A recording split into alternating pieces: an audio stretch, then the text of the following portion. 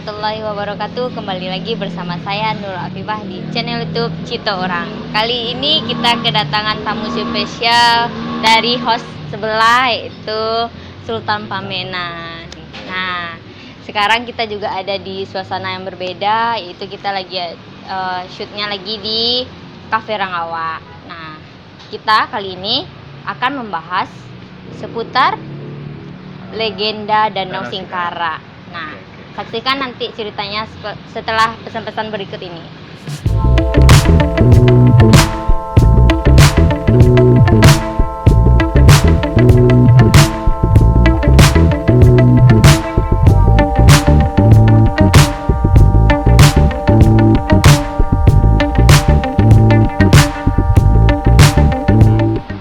Oke, kita kembali lagi.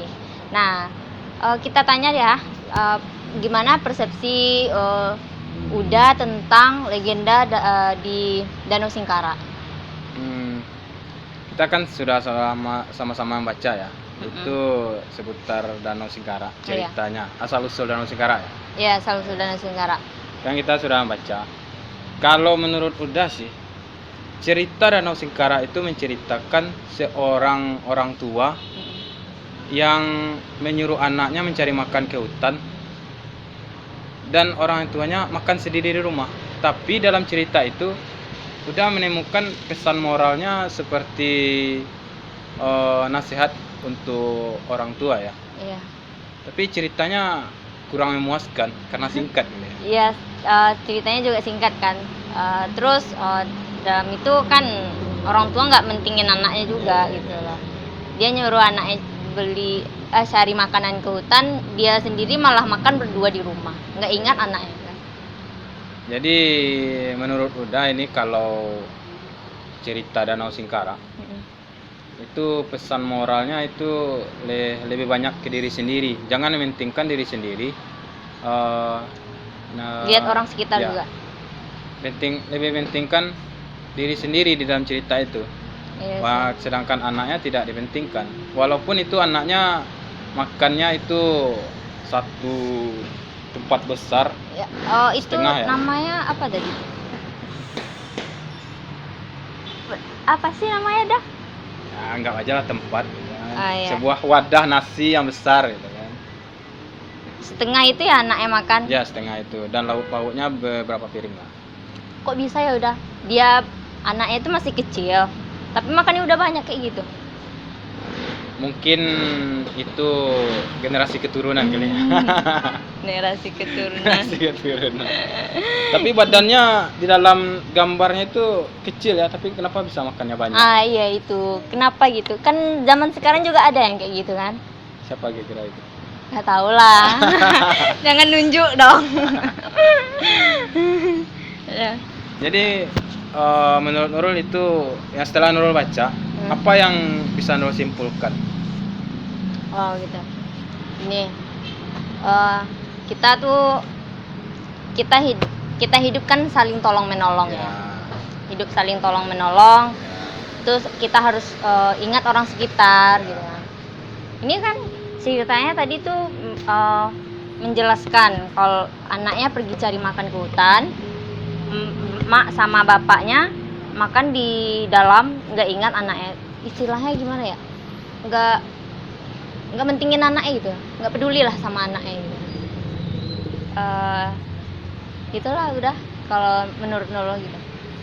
Ya jangan mukul-mukul lah, meraya goyang. maaf. Jadi sebenarnya tidak banyak yang bisa diceritakan dari Danau Singkara ini. Ceritanya pun lumayan singkat, tapi pesan moral itu sedikit. Iya. Palingan di sana dilihat itu keakraban seorang anak dengan binatang peliharaannya. Lebih dekat ya daripada anak sama ibu. Ya. Awalnya ibunya itu dekat dengan anaknya, tapi setelah mengalami krisis kelaparan kayak gitu kan, kelaparan berkepanjangan, di mana musim tidak ada makanan. Di sanalah muncul sifat mementingkan diri sendiri. Di sanalah datangnya seorang ibu tidak akrab lagi dengan anaknya, tapi lebih akrab binatang peliharaannya sama anaknya. Oh iya gitu ya. Jadi Gimana menurut Nurul itu? jadi sisi kemanusiaan saling peduli itu nggak ada lagi ya? Ya nggak ada sisi pedulinya. Tapi Danau Singkara itu munculnya dalam cerita itu karena keakraban seorang anak ini dengan peliharaannya itu. Iya. Kan peliharaannya itu terbang dan dipegang kakinya. Iya. Dia membawa segumpal batu, makin lama batu itu makin besar dan dijatuhkan. Kenapa dan kok jadilah bisa Danau kayak Singkara. gitu ya udah? Itu kayaknya mistis ya. Iya. Nggak sesuai nggak sesuai logika aja gitu loh. Iya, Kok iya. bisa gitu batunya lama-lama jadi besar? Ya itu kan. Kan peliharaannya tuh ayam ya? Ya, Ayam bisa terbang. Iya. Gimana itu cerita ayam bisa terbang? Namanya juga mistis. Mana Iya. tahu kan yang bikin cerita itu pengen berinspirasi membuat ayam itu bisa terbang kan? Atau yang punya cerita pengen membuat inspirasi kalau batu itu bisa besar kalau dikeluarkan dari tanah kan? Mana tahu kan? Iya sih. Jadi batu itu turun ke bawah menghantam bukit ya, menghantam bukit. Dilepaskan Iya. oleh si siapa namanya? Ayam. Enggak, anaknya. Oh, Itu kan si Indra ya? ya si Indra. Dia dilepaskan oleh si Indra ke sebuah bukit dan jadilah sebuah tempat. Kayak persegi panjang gitu dia ya. Ya, Persegi panjang sebuah dan tempat. air laut ya. Air laut menyusut dan masuk ke sana. Jadilah itu tuh Danau Singkara. Ya. Itulah cerita dari Danau Singkara ya. Ya singkat ya udah. Ceritanya singkat, tapi kalau untuk pesan moral ya jangan mentingkan diri sendiri lah. Iya. Ingat orang sekitar. Gimana Nurul? Masih ada lagi?